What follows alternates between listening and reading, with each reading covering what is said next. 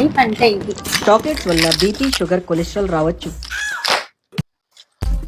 Rice రోజు తింటే obesity issues రావచ్చు. బతికితే హెల్దీగా బతకాలి, హెల్త్ లేని బతికేందుకు బతకడం? రోజు నట్స్ తినడం వల్ల డిహైడ్రేషన్, లో బీపీ ఛాన్సెస్ ఉన్నాయి.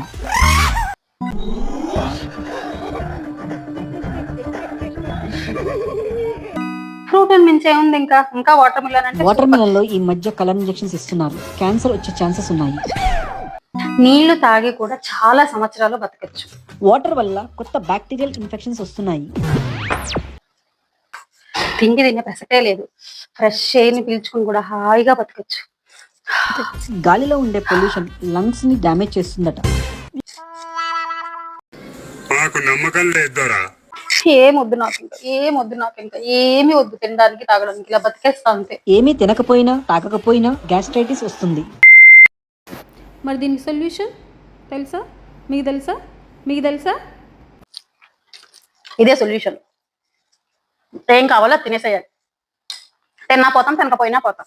మన చెవులు ఏది కావాలో మనకు అదే వినాలి, మిగతావన్నీ పట్టించుకోకూడదు. చెప్పేవాళ్ళు చెప్తూనే ఉంటారు.